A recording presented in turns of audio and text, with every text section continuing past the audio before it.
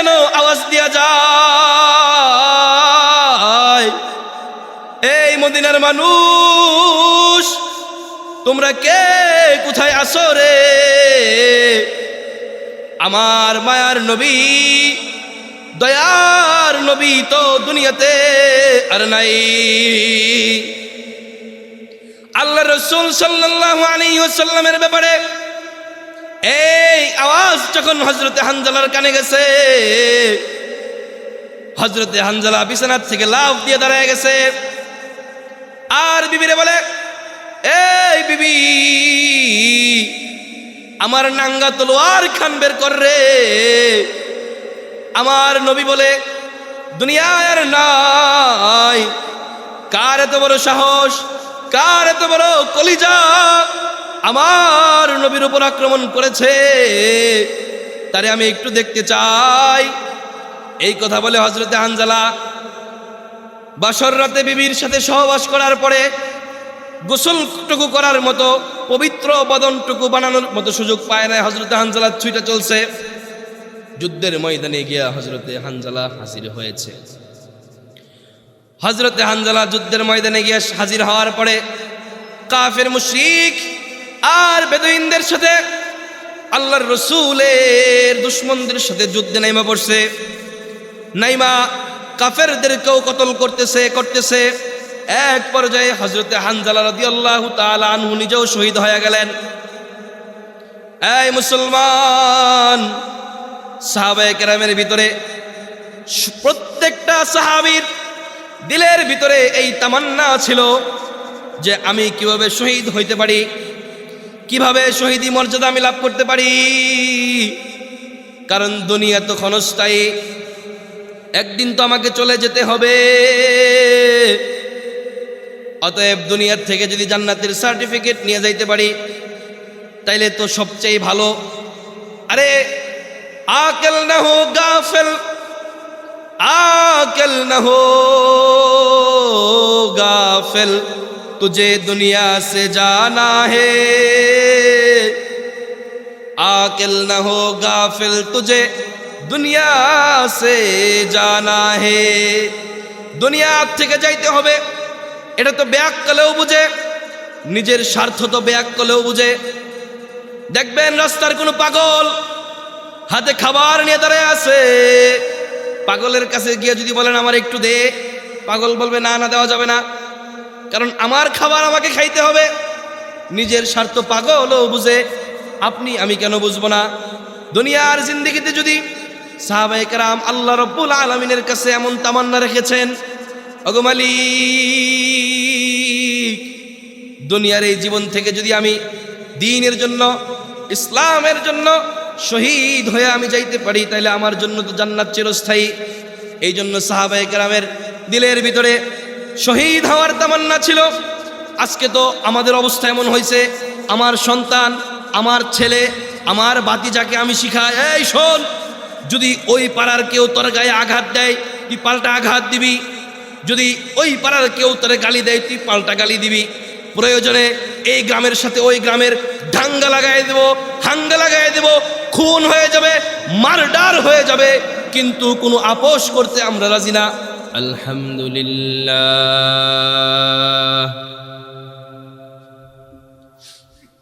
আলহামদুলিল্লাহি ওয়া কাফা ওয়া সালামুন আলা ইবাদিহিল্লাযীনা ইসতাফা।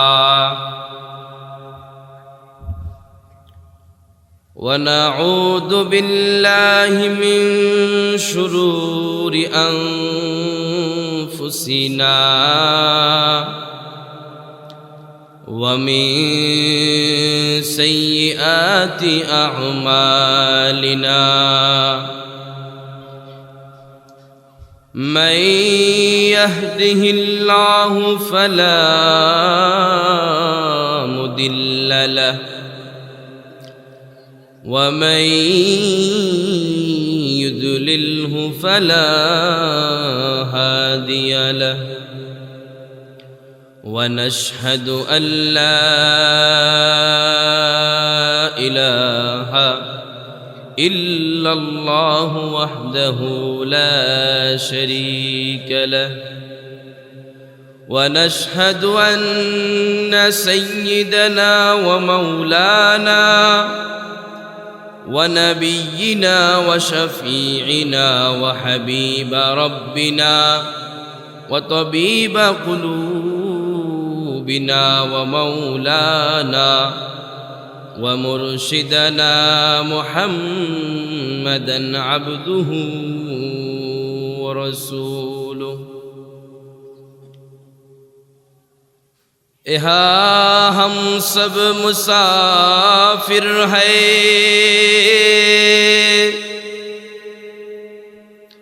यहाँ हम सब मुसाफिर हैं, वही आखिर ठिकाना। कोई आगे रवाना हो तो कोई पीछे रवाना। बलगल उला बिकमालिही कशफद दुजा बिजमालिही हसनत जमीउ खिसालिही सल्लू अलैहि व आलिहि। हम मुसलमान हैं मगर हम में मुसलमानी नहीं। हम मुसलमान हैं मगर हम में मुसलमानी नहीं। हम में ईमान है मगर हम मोमिने कामिल नहीं। शुक्र इस्तगफार बोलिए। अस्तगफिरुल्लाहल्लज़ी ला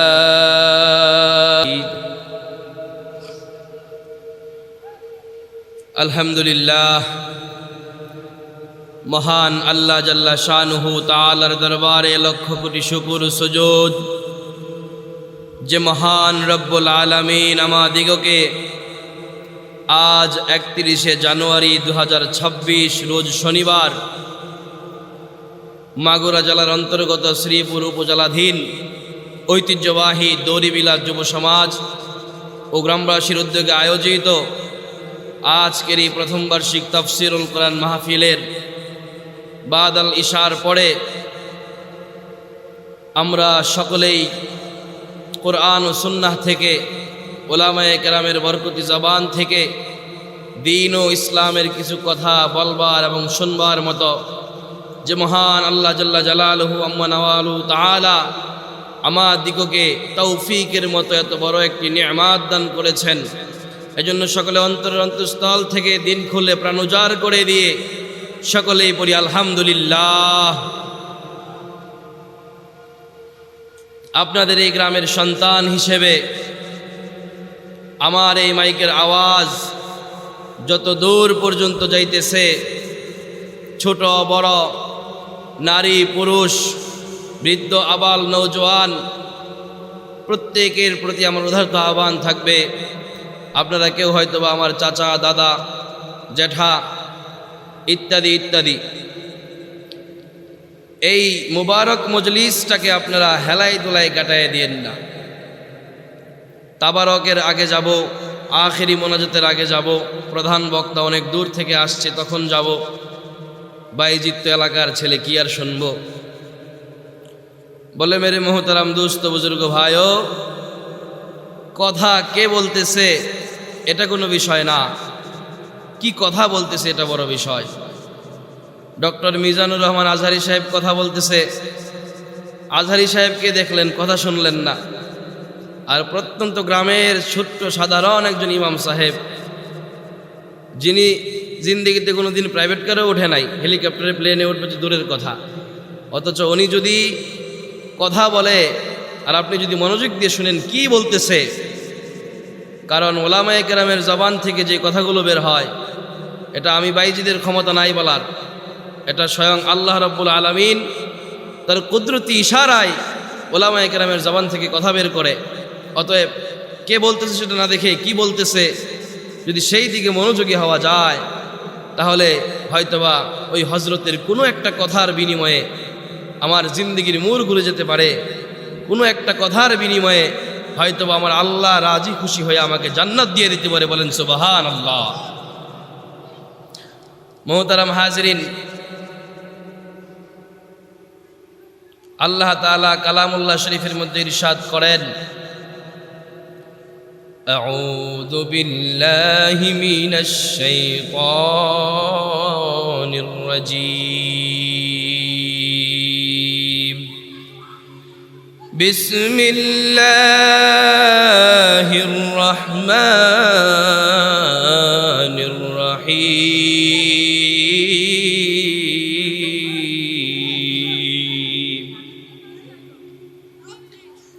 ওয়াল আসর ইন্নাল ইনসানা লাফী খুসর ইল্লাল্লাযীনা আমানু ওয়া আমিলুস সালিহাতি ওয়া তাওয়াসাউ বিল হক ওয়া তাওয়াসাউ বিস সাবর।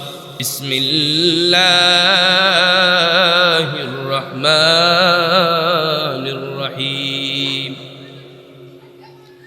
ألم نشرح لك صدرك ووضعنا عنك وزرك الذي أنقض ظهرك ورفعنا لك ذكرك. وقال النبي صلى الله عليه وسلم من أحب سنتي فقد أحبني ومن أحبني كان معي في الجنة. صدق الله المولانا العظيم وصدق رسوله النبي الكريم. সূরাতুল আসর তেলাওয়াত করেছি, সূরা আলাম নাশরাহ তেলাওয়াত করেছি। এই দুইটা সূরা থেকে পাশাপাশি একটা হাদিস থেকে সংক্ষিপ্ত কিছু কথা আমি আপনাদের সামনে পেশ করব। ওমা তৌফিক ইল্লা বিল্লাহ। সূরাতুল আসর, এই সূরার নামকরণও করা হয়েছে আসর শব্দের দ্বারা। আর এই সূরার প্রথম আয়াতে হাকিমাটুকু একেবারেই ছোট্ট একটি আয়াতে হাকিমা। আল্লাহ বলেন ওয়াল আসর, অর্থাৎ এই আসর শব্দের দ্বারা, আসর শব্দের অর্থ হলো সময়, অর্থাৎ আল্লাহ রাব্বুল আলামিন এই সময়ের গুরুত্ব, সময়ের মর্যাদা তার সৃষ্টি মানবকে বোঝানোর চেষ্টা করেছেন। অনেকেই প্রশ্ন করতে পারেন যে আল্লাহ তাআলা তো সর্বশক্তিমান, তাহলে আল্লাহ তাআলা তো একটা কথা বললেই হয়ে যায়, কুন ফায়াকুন, তাহলে আল্লাহ তাআলা কেন কসম করে কথা বলতে হবে? সময়ের কসম আল্লাহ কেন খেলেন? আল্লাহ তাআলা আর অনেক বিষয়ের উপরে কসম করে কথা বলেছেন, ওয়াশ-শামস ওয়াল কমর। আল্লাহ তাআলা এইভাবে করে অনেক বস্তুর কসম আল্লাহ করেছেন। দুনিয়ার মানুষ যখন কসম করে, তখন একজন যখন আরেকজনকে বলে এই তুই এটা চুরি করছস, সে বলে আমি করি নাই। আবার বলে না তুই করছস, না করি নাই, তুই করছস, না করি নাই। 3-4 বার বলার পরে যখন বলে আল্লাহর কসম আমি করি নাই, তখন বলে না, যেহেতু তুমি আল্লাহর কসম করেছ তাহলে হয়তো আসলেই তুমি এই কাজটি করো নাই। এই জন্য মানুষ তার কাজের সত্যতা প্রমাণের জন্য, অথবা কখনো কখনো মানুষ তার মিথ্যা বানোয়াটকে মার্কেটে চালাইবার জন্য কসম খায়। কিন্তু আমার আল্লাহ তো এই সকল কাজের জন্য কসম করেন নাই, বরং আল্লাহ তাআলা কসম করেছেন বান্দার ফায়দার দিকে লক্ষ্য করে।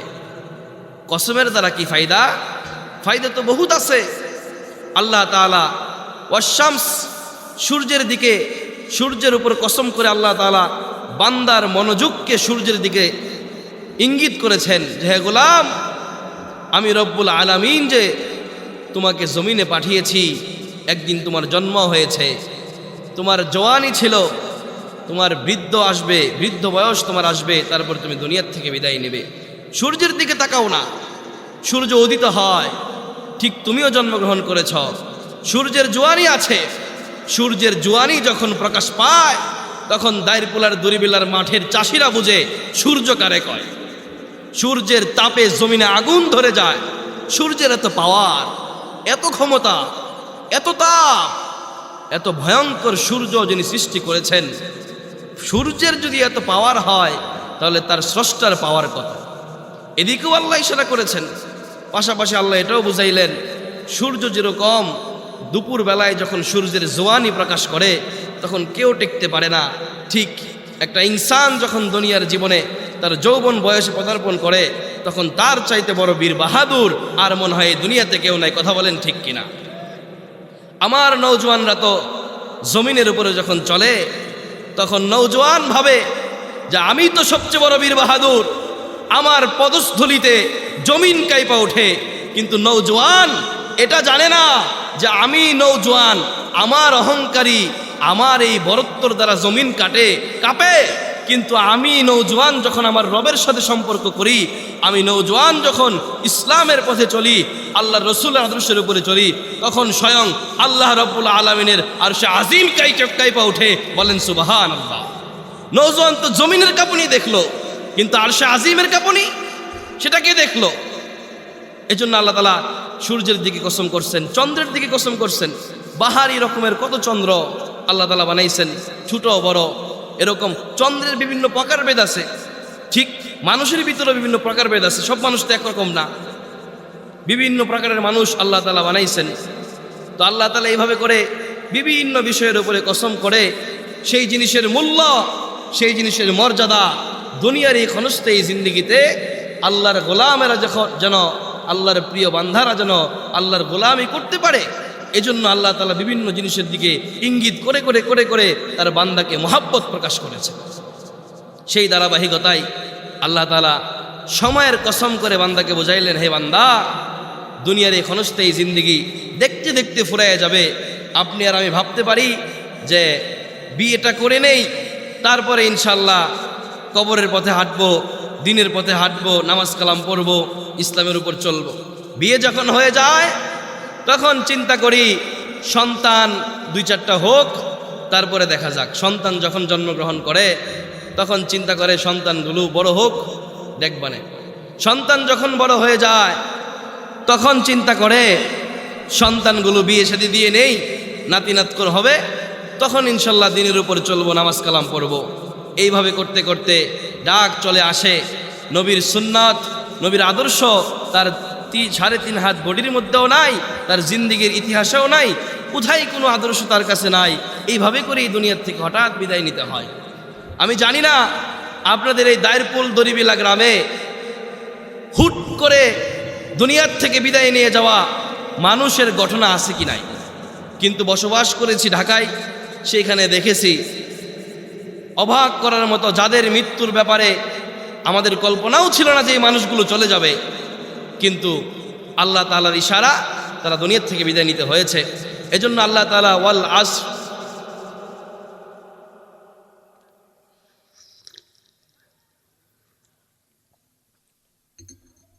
এই জন্য আল্লাহ তাআলা ওয়াল আসরের মাধ্যমে দুনিয়ার মানুষকে জানাইলেন, এই দুনিয়ার মানুষ শোনো, তোমরা তোমাদের দুনিয়ার এই ক্ষণস্থায়ী জিন্দগির সময়টুকুকে তোমরা মূল্যায়ন করো। যদি এই সময়ের মূল্যায়ন করতে পারো তাইলে তোমাদের অনন্ত অসীমকাল, যেখানে সময়ের কোনো মূল্য নাই, হাজার হাজার লক্ষ লক্ষ কোটি কোটি বছর তোমাকে কাটাইয়া দিতে হবে, সেই জান্নাতে সেই জাহান্নামে তোমার সময়ের কোনো হিসাব নাই। এই জন্য আল্লাহ তাআলা সময়ের দিকে ইঙ্গিত করে বলছে, দুনিয়ার এই সময়টা বড় দামি। দেখবেন যখন সাপ্তাহিক হাট বাজারে যান, হাট বাজারে গিয়া সময়টাকে মূল্য দিয়া যথাযথভাবে যদি হাট বাজার কইরা বাড়িতে ফিরতে পারেন, তাইলে পরে বাড়ির লোকেরা খুশি হয়, বলে যে হ্যাঁ বাজার সব কিছু ঠিকঠাক মতো আসছে, তোমার আগামী হাটের আগ পর্যন্ত আর বাজারে যাইতে হবে না।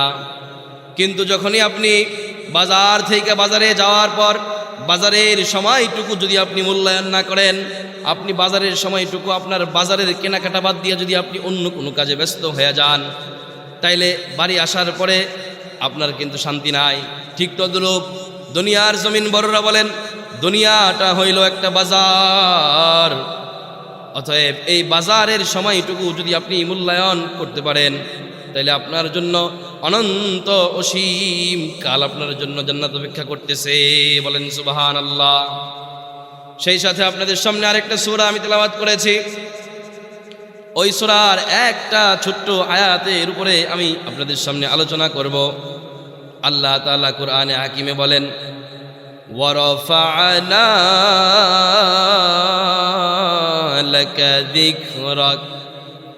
এই ছোট্ট আয়াতের মধ্যে আল্লাহ তাআলা তার বন্ধু, তার হাবিব, গোটা দুনিয়ার কোল কায়নাতের সরদার, আমার আপনার নবী, মায়ার নবী, বিশ্ব নবী, রাহমাতাল লিল আলামিন হযরত মুহাম্মাদুর রাসূলুল্লাহ সাল্লাল্লাহু আলাইহি ওয়াসাল্লামকে আল্লাহ তার বন্ধুকে এই সবক শিখিয়ে দিয়েছেন, এই বন্ধু তুমি এই কথা জেনে রাখো, দুনিয়ার জমিনে তোমার দুশ্মনী, তোমার বিরুদ্ধাচরণ যারা করেছে, তুমি নবীর ইজ্জত নিয়ে যারা টানাটানি করেছে, তাদের জন্য আমি আল্লাহ তোমার সাপোর্টার হয়ে দাঁড়াইলাম।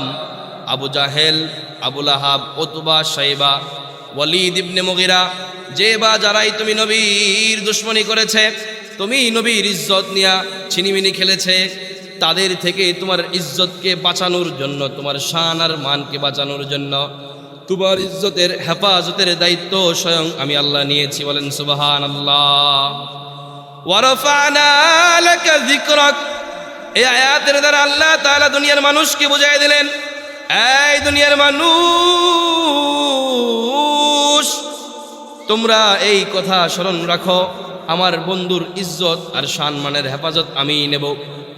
আপনাদেরকে যদি একটু উদাহরণ দিয়ে বোঝাই, আল্লাহ রাব্বুল আলামিন নবীজি সাল্লাল্লাহু আলাইহি ওয়াসাল্লামের ইজ্জত আর সম্মান কেমনে হেফাজত করছেন। দুনিয়ার জমিনে সময় জরিপ করলে দেখা যায় গোটা পৃথিবীতে কখনো না কখনো আজান আর একামতের আওয়াজ হইতেই থাকে। দায়েরপুল দরিবিলাতে এখন আজান হচ্ছে, আবার রাত্রের 12টার সময় জরিপ করলে দেখা যাবে পৃথিবীর কোথাও না কোথাও আজান চলতেছে, সালাত চলতেছে। আল্লাহ তাআলা এই আজান আর একামতের ভিতরে একটা বাক্য আছে, আশহাদু আল্লা ইলাহা ইল্লাল্লাহ। আরেকটা বাক্য আছে, আশহাদু আন্না মুহাম্মাদার রাসূলুল্লাহ। এইখানে আল্লাহ তাআলা তার নিজের ওহদিয়াতের প্রমাণ যেভাবে দিয়েছেন, তার পাশাপাশি তার বন্ধু আশহাদু আন্না মুহাম্মাদার রাসূলুল্লাহ, মুহাম্মদ আল্লাহ তাআলার বান্দা ও রাসূল, এটা গোটা পৃথিবীর মানুষকে দৈনন্দিন 5 বার করে জানান দিতেছে। সেই সাথে আমাদের সমাজে যখন নবজাতক সন্তান লা ইলাহা ইল্লাল্লাহ, আল্লাহ তাআলা ছাড়া আর কোনো মাবুদ নাই, আশহাদু আন্না মুহাম্মাদুর রাসূলুল্লাহ, মুহাম্মাদুর রাসূলুল্লাহ সাল্লাল্লাহু আলাইহি ওয়াসাল্লাম আল্লাহ তাআলার বান্দা ও রাসূল, নবজাতক সন্তানকে এই 2 কালিমার দ্বারাই সবক শিখিয়ে দিল। এই নবজাতক সন্তান, আজকে তুমি দুনিয়াতে ভূমিষ্ঠ হয়েছ, তোমার এই দুনিয়ার জিন্দেগি আজকের থেকে নিয়ে মৃত্যুর আগ পর্যন্ত পুরোটা জিন্দেগি তুমি আল্লাহ তাআলার শরিয়াহ আর নবীজির আদর্শের উপরে তোমার জীবন পরিচালনা করবা। এই জন্য আল্লাহ তাআলা এটা তার বান্দাকে বুঝাই দিয়েছেন, আর নবীকে বলছেন, নবী আপনার ইজ্জতের হেফাজতের দায়িত্ব আমি নিয়েছি। সেই সাথে আল্লাহর রাসূল সাল্লাল্লাহু আলাইহি ওয়াসাল্লামের সোহবতে যারা ছিলেন, আল্লাহর রাসূল সাল্লাল্লাহু আলাইহি ওয়াসাল্লামের জামানায় যারা পৃথিবীতে এসেছেন, তাদেরকে কি বলা হয় আপনারা জানেননি? আল্লাহর নবী সাল্লাল্লাহু আলাইহি ওয়াসাল্লামের জামানায় যারা পৃথিবীতে এসেছিলেন তাদেরকে বলা হয় সাহাবায়ে কেরাম। কথা ঠিক কিনা? আল্লাহর রসুল সাল্লাল্লাহু আলাইহি ওয়াসাল্লামের জামানায় যারা পৃথিবীতে বসবাস করতেন, অথবা যারা বিশেষ করে আরবে যারা বসবাস করতেন, মক্কায় মদিনায় যারা বসবাস করতেন, তাদেরকে বলা হয় সাহাবায়ে আজমাইন রাদিয়াল্লাহু তাআলা আনহুমা কারা ছিলেন? যারা সরাসরি আল্লাহর রসুলের সুহবত পেয়েছেন। বর্তমান সময়ে যারা ওয়ারাসাতুল আম্বিয়া উলামায়ে হযরত, ইমাম, খতিব, আলেম, মুফতি, মুয়াজ্জিন, যাদের সোহবতে আমরা থাকি, তারা যেরকম ইমাম, আপনি যেরকম মুক্তাদি মুসল্লি, ঠিক তদ্রূপ আল্লাহর রসুল সাল্লাল্লাহু আলাইহি ওয়াসাল্লামের সোহবতে যারা ছিলেন তাদেরকে বলা হয় সাহাবা। কিন্তু বড় মজার বিষয় হইল, জমিনের মধ্যে সবচাইতে শ্রেষ্ঠ যেই মানুষ তিনি হইলেন আমাদের নবীজি সাল্লাল্লাহু আলাইহি ওয়াসাল্লাম। আর তার সোহবতে যারা ছিলেন সাহাবায়ে কেরাম, তারা হইলেন জমিনের মধ্যে সবচাইতে শ্রেষ্ঠ মানুষ। সাহাবায়ে কেরাম রাদিয়াল্লাহু তাআলা আনহুমার মতো এত দামি, সাহাবায়ে কেরাম রাদিয়াল্লাহু তাআলা আনহুর মতো এত শ্রেষ্ঠ আর কোনো মানুষ পৃথিবীতে কিয়ামতের আগ পর্যন্ত আর আসবে না। কিন্তু মজার বিষয় হইল, এই মানুষ, এই মুসলমান, বড় মজার বিষয় হইল সাহাবায়ে কেরাম এত দামি যে এদের মতো দামি মানুষ পৃথিবীতে আর কিয়ামতের আগ পর্যন্ত আসবে না। কিন্তু এই সাহাবায়ে কেরামের প্রথম দিকের ইতিহাস যদি আপনারা শুনেন অবাক হয়ে যাবেন। হয়তোবা অনেকেই জানেন, এই সাহাবায়ে কেরাম নবীজি সাল্লাল্লাহু আলাইহি ওয়াসাল্লাম দুনিয়াতে আগমনের পূর্বে লম্বা একটা সময় জমিনের মধ্যে নবী রাসূল প্রেরণ করা বন্ধ ছিল। দুনিয়াতে কোনো নবী রাসূল ছিল না। ওই সময়কার মানুষগুলো এত ভয়ঙ্কর ছিল, ওই সময়কার মানুষগুলা এত জালেম ছিল, এত ভয়ঙ্কর রূপ এদের ছিল। বলে ওই সময়টাকে আইয়ামে জাহেলিয়াত নামে গোটা দুনিয়ার মানুষ জানে। একটা হিংস্র, একটা ডাকাত মার্কা জাতি তারা ছিল। এমনকি তাদের সমাজে যদি তাদের কারুর গর্ভে কন্যা সন্তান জন্মগ্রহণ করত, তাইলে সে মনে করত আমার ঘরে যেহেতু ছেলে সন্তান জন্মগ্রহণ করে নাই, তার মানে আমি কোনো বীর পুরুষ হইতে পারলাম না। ছেলে সন্তান জন্মগ্রহণ করাটাকে নিজের জন্য, পরিবারের জন্য, বংশের জন্য বড় বীরত্বের একটা কিছু ছিল। আর মেয়ে সন্তান জন্মগ্রহণ করাটা যেন অপমানের ছিল, অপদস্থের ছিল। এই জন্য যদি কারোর ঘরে মেয়ে সন্তান জন্মগ্রহণ করত, তাহলে ওই মেয়ে সন্তানকে রাতারাতি নিজ হাতে নিজের সন্তানকে হত্যা করে রাতের আধারে মাটি খনন করে ওই সন্তানটাকে দাফন কইরা নিজের পাপ মুইসা ফেলতো। আর মনে করতো আমার সন্তান জন্মগ্রহণ করা দুনিয়ার কেউ দেখে নাই, অতএব দুনিয়ার মানুষের কাছে আমি বড় বীর বাহাদুর হয়ে গেছি। এইটা তো আইয়ামে জাহেলিয়াতের মানুষের কথা বললাম। ও মুসলমান, আইয়ামে জাহেলিয়াতের মানুষের ইতিহাস আপনাদের সামনে তুলে ধরলাম। সাহাবায়ে কেরাম রাদিয়াল্লাহু তাআলা আনহুমাদের জিন্দেগির ইতিহাস আপনাদের সামনে তুলে ধরব। এই দুই শ্রেণীর মানুষের জিন্দেগির ইতিহাস আপনাদের সামনে এই জন্যই আমি তুলে ধরব, কারণ আমাদের জিন্দেগিটা এমন এক জিন্দেগি আমরা বানাইছি, আমাদের জীবন সাহাবায়ে কেরামের জীবনের মতো সুন্দর জীবনও হয় নাই, আবার আইয়ামে জাহেলিয়াতের মতো এত ভয়ঙ্কর না হইলেও তাদের অনেক কর্মকাণ্ডের সাথে আমাদের মিল আছে। যেরকম ভাবে আইয়ামে জাহেলিয়াতের মানুষ মেয়ে সন্তান জন্মগ্রহণ করলে মাটি পুইতা ফেলতো, আর পুরুষ সন্তান জন্মগ্রহণ করলে বাহবা দিত। যদিও আমার সমাজে মেয়ে সন্তান জন্মগ্রহণ করলে আমরা মাটি চাপা দেই না, কিন্তু বড় দুঃখ, বড় আফসোস আর হতাশার বিষয় হইল আমার সমাজে যদি কারো গর্ভে কন্যা সন্তান জন্মগ্রহণ করে, তাহলে ওই লোকের কথাবার্তা, ওই লোকের চাল চলন, আচার আচরণে মনে হয় যেন তার পিঠের উপরে একটা পাথর, তার পিঠের উপরে একটা পাথর চাপা দেওয়া হয়েছে, আজীবন তার এই পাথর বয়ে বয়ে নিয়ে চলতে হয়। কথা ঠিক কিনা? আমার সমাজে একটা কথা বের হয়েছে যে কন্যার দায়ে আসছি, কন্যার দায়ে। হুজুর কন্যার দায়ে আসছি, কিছু সহযোগিতা করেন। মানে নিজের মেয়েটাকে বিবাহ দেবে, পেরেশান পেরেশান। এই যে লোকটা পেরেশান হইল, সে যেরকম আইয়ামে জাহেলিয়াতের ওই সকল কম বক্ত আর বদবকদের মতো হয়ে গেল, কন্যা সন্তান নিয়ে পেরেশানিতে হয়ে গেল। আপনার আমার যার ছেলে সন্তান জন্মগ্রহণ করলো, ছেলেকে যখন বিবাহ করাইতে যাই তখন চিন্তা করি এত এত বছর ছেলেকে লালন পালন করলাম, খাওয়াইলাম, পুষলাম, এখন এই ছেলের বিবাহ করানোর সময় তার শ্বশুর বাড়ির থেকে যদি একটা R15 না দেয়, 5 লাখ টাকা যদি না দেয়, কিছু ফার্নিচার যদি না দেয়, তাইলে তো পরে ওই জায়গায় সম্পর্ক করানো যায় না। তাহলে যখন একটা ছেলের গার্ডিয়ান পরিবার যখন এই সিদ্ধান্ত নিয়ে নেয়, তখন তো অবশ্যই ওই কন্যার পরিবারটা অবশ্যই তো তখন নিজে পেরেশান হয়ে যায়। কথা বলেন ঠিক কিনা? এই জন্য আমার মুসলমান ভাইরা, যাদের কন্যা সন্তান জন্মগ্রহণ তারা তো পেরেশান, কেমনে বিয়ে দেবে? আবার যাদের পুরুষ সন্তান জন্মগ্রহণ করেছে তারাও পেরেশান, কোথায় গেলে ভালো মানের যৌতুক পাওয়া যাবে? তাহলে এই যে আমাদের অবস্থা, আল্লাহর রসুল সাল্লাল্লাহু আলাইহি ওয়াসাল্লামের নীতি আদর্শ, সাহাবায়ে কেরামের জিন্দেগির নীতি আদর্শ যদি আমরা ফলো না করি, আমাদের সামনে আনতে না পারি, আর এই সকল কাফের মুশরিক আর বেদুইনদের মতো আইয়ামে জাহেলিয়াতের মতো যদি আমাদের জিন্দেগি আমরা চালাইতে থাকি, তাহলে তো ময়দানে মাহশারে আমরা ধরা খেয়ে যাব।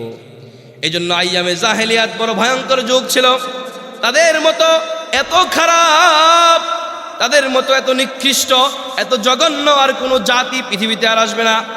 সেই আইয়ামে জাহেলিয়াতের মধ্যেই আমার আপনার নবী মুহাম্মদুর রাসূলুল্লাহ সাল্লাল্লাহু আলাইহি ওয়াসাল্লাম আগমন করেছে। সকলে বলি সুবহানাল্লাহ। নবীজি সাল্লাল্লাহু আলাইহি ওয়াসাল্লাম যখন দুনিয়াতে আগমন করলেন, নবীজি সাল্লাল্লাহু আলাইহি ওয়াসাল্লামের উপরে নবুয়ত প্রেরণ হলো। নবুয়ত প্রেরণের পরে সাহাবায়ে কেরাম রাদিয়াল্লাহু তাআলা আনহুর উপরে সাহাবায়ে কেরামদেরকে নিয়ে নবীজি দ্বীনের দাওয়াত, দ্বীনের কাজ, প্রচার প্রসার শুরু করলেন। সেই ধারাবাহিকতায় সাহাবায়ে কেরাম নবীজির সামনে থাইকা ওই যে আইয়ামে জাহেলিয়াতের যে সন্ত্রাস, নিজের সন্তান হত্যাকারী, যেই হত্যাকারী ব্যক্তিগুলা ছিল, এরা নবীজির সোহবতে থাইকা এত দামি হয়েছে যে আল্লাহ তাআলা বলেন রাদিয়াল্লাহু আনহুম ওয়া রাদু আন। অর্থাৎ আল্লাহ তাআলা বলেন, এই সাহাবারা শোনো, তোমাদের উপরে আমি আল্লাহ তোমাদের উপরে রাজি এবং খুশি হয়ে গেলাম। তোমরা তোমাদের জিন্দেগিতে খাবার পাও আর না পাও, ভালো চলতে পারো আর না পারো, আরামায়েশ করতে পারো আর না পারো, কিন্তু নবীজি সাল্লাল্লাহু আলাইহি ওয়াসাল্লামের অনুসরণ প্রতিটা কদমে কদমে তোমরা করার কারণে তোমাদের উপরে আমি আল্লাহ রাজি হয়ে গেলাম। তোমাদের জন্য আর কোনো হিসাব কিতাব চলবে না, তোমাদেরকে বিনা হিসাবে দুনিয়ার থেকে আমি আল্লাহ তাআলা জান্নাতি হিসেবে ঘোষণা করে দিলাম। সুবহানাল্লাহ পড়েন। এই সাহাবায়ে কেরাম রাদিয়াল্লাহু তাআলা আনহু কি এমন করছেন? সাহাবায়ে কেরাম রাদিয়াল্লাহু তাআলা আনহু আল্লাহর রাসূলের সৈনিক ছিলেন, আল্লাহর রাসূলের যোদ্ধা ছিলেন। ইসলামের জন্য আল্লাহর রাসূলের খলিফা হয়ে, আল্লাহর রাসূলের সৈনিক হয়ে সাহাবায়ে কেরাম দ্বীন প্রতিষ্ঠার জন্য, কোরআনের বিধান আল্লাহর জমিনে কায়েম করার জন্য তারা নিজেদের জীবন দিয়েছে, তারা শহীদ হয়েছে, শহীদের মর্যাদা লাভ করেছে। আজকে আমার সমাজের অবস্থা তো এমন হয়েছে, এখন আমাদেরকে তো মৌলবীদেরকে তো বলে দেওয়া হয়, মৌলবী সাহেব ওয়াজ করবেন ভালো কথা, রাজনীতির কথা বলিয়েন না, হয় মাটির নিচের ওয়াজ করবেন, না হয় আসমানের উপরের ওয়াজ করবেন। আসমানের উপরে কি আছে? মিজান আছে, ফুলসিরাত আছে, আরশে আজিম আছে। মাটির নিচে কি আছে? মাটির নিচে কবর আছে। হুজুর কবর, মিজান, ফুলসিরাতের ওয়াজ করেন, জমিনের মাঝখানের ওয়াজ করতে আসিয়েন না, কারণ জমিনের মাঝখানের ওয়াজ যখন করতে আসবেন তখন তো সুদখোর, ঘুষখোর, জালেম, বেনামাজি এই সকল যত অন্যায় অত্যাচার আছে এইগুলো তো মৌলবীর চোখে পড়া যায়। কথা বলেন ঠিক কিনা? এই জন্য মৌলবীরে কয় মাটির নিচের ওয়াজ করেন আর আসমানের উপরের ওয়াজ করেন, মাঝখানের ওয়াজ করিয়েন না। মুহতারাম হাজিরিন, মাঝখানের ওয়াজ যদি না করি তাহলে তো কোরআন বন্ধ করে চলে যেতে হবে।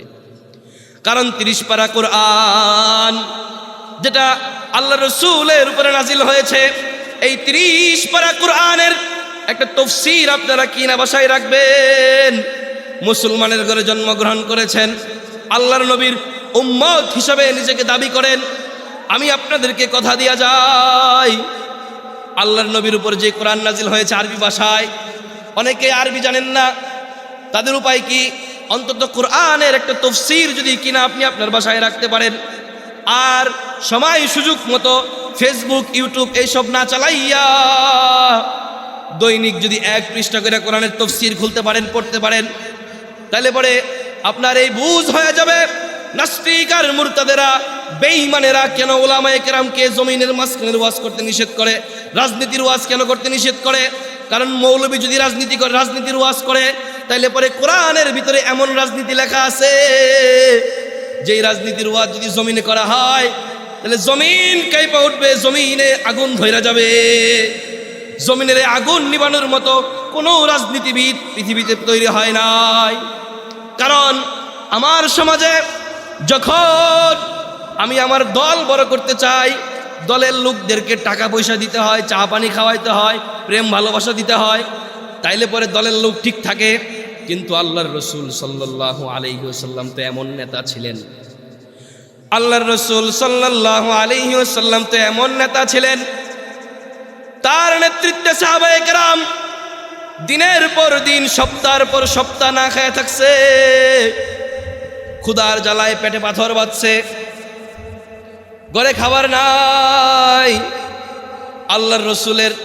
আল্লাহর নামের জিকির, আল্লাহর রসুলের উপর দুরূদ পয়রা পয়রা, আল্লাহর রসুলের উপরে দুরূদ পয়রা পয়রা তারা তাদের পেটের খিদা নিবারণ করছে। এই জন্য সাহাবায়ে কেরাম এত দামি হয়েছে। মুহতারাম হাজিরিন, আল্লাহর রসুলের সাহাবীদের জীবনী বিভিন্ন কিতাবে পাওয়া যায়। এই কিতাবগুলো কিনবেন, পড়বেন। জুমার নামাজে একটু আগে আগে যাওয়ার চেষ্টা করবেন। খতিব সাহেবদের জবান থেকে খতিব সাহেবদেরকে বলবেন, হুজুর সাহাবায়ে কেরাম এত দামি কেমনে হয়েছে, দুনিয়ার থেকে জান্নাতের সার্টিফিকেট নিয়ে গেছে, কোনো ভয় নাই, কোনো পেরেশানি নাই। সাহাবায়ে কেরামের জীবনের মতো আমরা আমাদের জীবনকে সাজাইতে চাই, অতএব সাহাবায়ে কেরামের জীবনী আমাদের সামনে আনেন। মুহতারাম হাজিরিন, আপনাদের সামনে আমি আল্লাহর রসুলের একজন জবরদস্ত সাহাবীর জিন্দেগীর ইতিহাস তুলে ধরতে চাই। আল্লাহর রসুল সাল্লাল্লাহু আলাইহি ওয়াসাল্লামের একজন জবরদস্ত সাহাবী হযরতে হানজালা রাদিয়াল্লাহু তাআলা আনহু। হযরতে হানজালা নতুন বিবাহ করেছে, বাসর রাতে প্রবেশ করেছে নতুন বিবির সাথে। হযরতে হানজালা মধুর রাত্র যাপন করবে, বাসর রাতে গিয়েছে, বাসর রাত্রি যাপন করেছে। শেষ পর্যায়ে মদিনার রাস্তা দিয়া কে যেন আওয়াজ দিয়া যায়, এই মদিনার মানুষ তোমরা কে কোথায় আসো রে, আমার মায়ার নবী, দয়ার নবী তো দুনিয়াতে আর নাই। আল্লাহ রাসূল সাল্লাল্লাহু আলাইহি ওয়াসাল্লামের ব্যাপারে এই আওয়াজ যখন হযরতে হানজালার কানে গেছে, হযরতে হানজালা বিছানা থেকে লাফ দিয়ে দাঁড়ায় গেছে, আর বিবিরে বলে, এই বিবি, আমার নাঙ্গা তলোয়ার খান বের কর রে। আমার নবী বলে, দুনিয়ায় আর নাই, কার এত বড় সাহস, কার এত বড় কলিজা, আমার নবীর উপর আক্রমণ করেছে, তারে আমি একটু দেখতে চাই। এই কথা বলে হযরতে হানজালা বাসর রাতে বিবির সাথে সহবাস করার পরে গোসলটুকু করার মতো, পবিত্র বদনটুকু বানানোর মতো সুযোগ পায় না। হযরতে হানজালা ছুটে চলছে। যুদ্ধের ময়দানে গিয়া হযরতে হানজালা হাজির হয়েছে। হযরতে হানজালা যুদ্ধের ময়দানে গিয়া হাজির হওয়ার পরে কাফের মুশরিক আর বেদুইনদের সাথে আল্লাহর রাসূলের দুশমনদের সাথে যুদ্ধে নাইমা পড়ছে। নাইমা কাফেরদেরকেও কতল করতেছে। এক পর্যায়ে হযরতে হানজালা রাদিয়াল্লাহু তাআলা আনহু নিজেও শহীদ হয়ে গেলেন।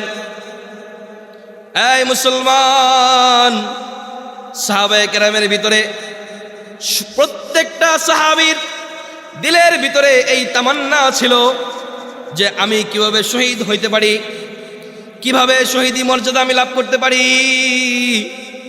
কারণ দুনিয়া তো ক্ষণস্থায়ী, একদিন তো আমাকে চলে যেতে হবে। অতএব দুনিয়ার থেকে যদি জান্নাতের সার্টিফিকেট নিয়ে যাইতে পারি তাইলে তো সবচেয়ে ভালো। আরে আকেল না হো গাফেল, आकल न हो गाफिल, तुझे दुनिया से जाना है। आकिल न हो गाफिल, तुझे दुनिया से जाना है। दुनिया থেকে যাইতে হবে, এটা তো ব্যাক করলেও বুঝে, নিজের স্বার্থ তো ব্যাক করলেও বুঝে। দেখবেন রাস্তার কোনো পাগল হাতে খাবার নিয়ে দাঁড়ায় আছে, পাগলের কাছে গিয়ে যদি বলেন আমার একটু দে, পাগল বলবে না না দেওয়া যাবে না, কারণ আমার খাবার আমাকে খাইতে হবে। নিজের স্বার্থ পাগলও বুঝে, আপনি আমি কেন বুঝবো না? দুনিয়ার জিন্দেগিতে যদি সাহাবায়ে কেরাম আল্লাহ রাব্বুল আলামিনের কাছে এমন তামান্না রেখেছেন, ওগো মালিক, দুনিয়ার এই জীবন থেকে যদি আমি দ্বীনের জন্য, ইসলামের জন্য শহীদ হয়ে আমি যাইতে পারি তাইলে আমার জন্য তো জান্নাত চিরস্থায়ী। এই জন্য সাহাবায়ে কেরামের দিলের ভিতরে শহীদ হওয়ার তামান্না ছিল। আজকে তো আমাদের অবস্থা এমন হয়েছে, আমার সন্তান, আমার ছেলে, আমার ভাতিজাকে আমি শিখাই, এই শোন, যদি ওই পাড়ার কেউ তোর গায়ে আঘাত দেয় তুই পাল্টা আঘাত দিবি, যদি ওই পাড়ার কেউ তোর গালি দেয় তুই পাল্টা গালি দিবি, প্রয়োজনে এই গ্রামের সাথে ওই গ্রামের দাঙ্গা লাগাই দেব, হাঙ্গা লাগাই দেব, খুন হয়ে যাবে, মারডার হয়ে যাবে, কিন্তু কোনো আপোষ করতে আমরা রাজি না।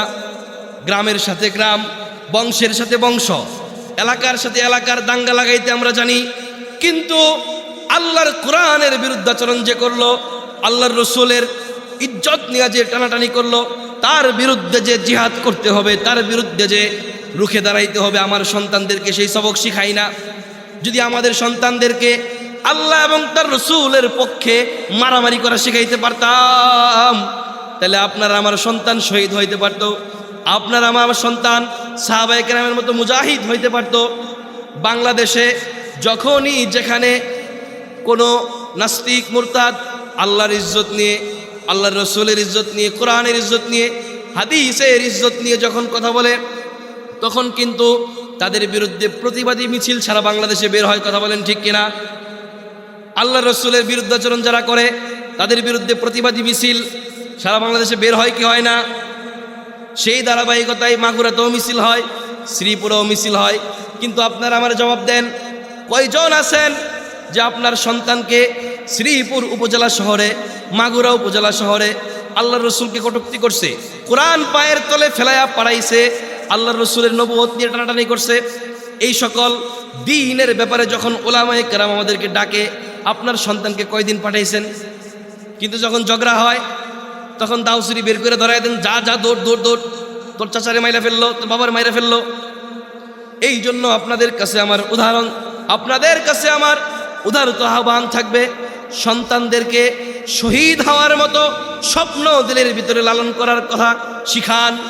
নওজোয়ানদেরকে বলবো, সাহাবায়ে কেরাম রাদিয়াল্লাহু তাআলা আনহুমাদের মতো শহীদ হওয়ার স্বপ্ন লালন করো। হযরতে হানজালার কথা বলতেছিলাম, হানজালা যুদ্ধের ময়দানে চলে গেছে, যুদ্ধ করে শহীদ হয়ে গেছে। এবার যুদ্ধের পরে আল্লাহর রাসূল সাল্লাল্লাহু আলাইহি ওয়াসাল্লাম ঘোষণা করলেন, এই সাহাবারা, আমার যেই সকল প্রাণের সাহাবীরা যারা শহীদ হয়েছেন এদের সকলের কবর খনন করো। আমি রাসূল নিজে জানাজা পড়াইয়া নিজ হাতে এদেরকে দাফন দিব। এরই ভিতরে হযরতে হানজালার বিবি আয়েশা হাজির হয়ে গেছে। আড়ালে দাঁড়াইয়া আল্লাহর রাসূলকে ডাক দিয়ে বলে, নবী, আমার একটু কথা ছিল। আল্লাহর নবী অবাক হয়ে বললেন, এই কে এই নারী? নারীর কণ্ঠ কোত্থেকে আসলো?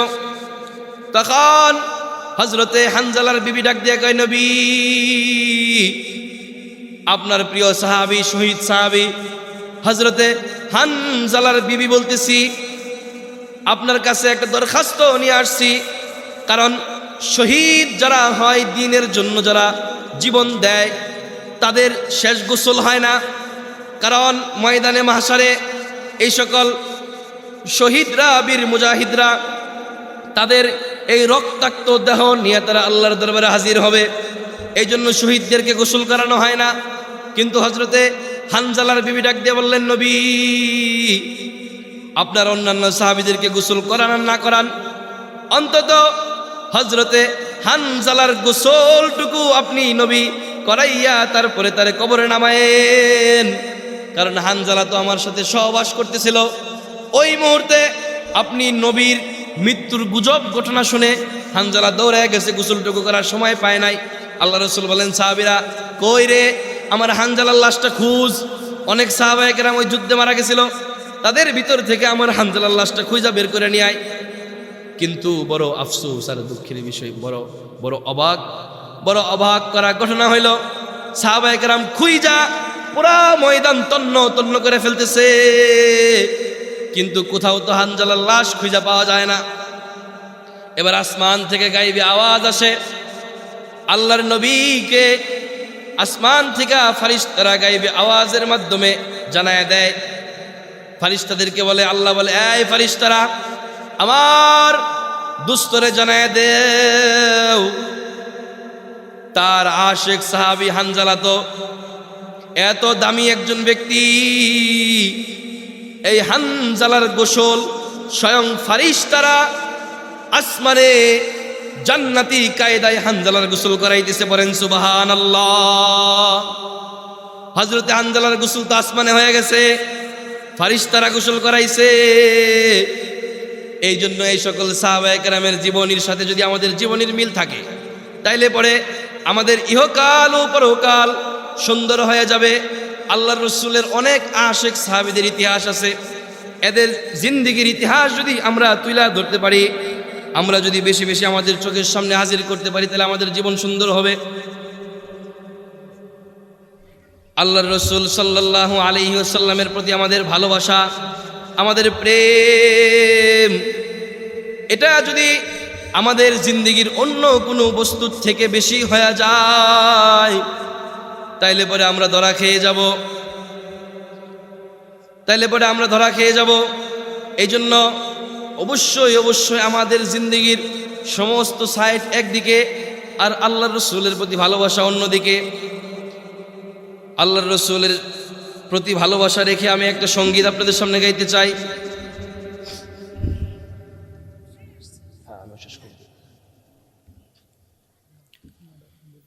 গোলাপ নীলাম, গাধা নীলাম, নীলাম রজনীগন্ধা। গোলাপ নীলাম, গাধা নীলাম, নীলাম রজনীগন্ধা। হাসি মুখে পরাবো তোমায় হাজার ফুলের মালা। হাসি মুখে পরাবো তোমায় হাজার ফুলের মালা। একবার দেখা দাও গো স্বপ্নে রাতেরই বেলা। একবার দেখা দাও গো প্রিয় কমলিওয়ালা। হাসি মুখে পরাবো তোমায় হাজার ফুলের মালা।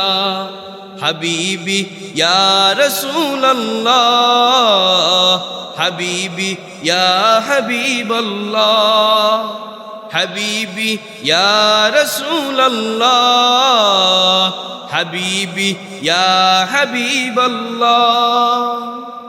সাদা ফুলকে প্রশ্ন করি রংটি কোথায় পেলে, নবীজির ওই দাঁত মোবারক সাদা ছিল বলে, ও সাদা ছিল বলে, তাই তো সাদা ফুলকে গেথে গেথে রেখেছি মালা, হাসি মুখে পরাবো তোমায় হাজার ফুলের মালা, হাসি মুখে পরাবো তোমায় হাজার ফুলের মালা।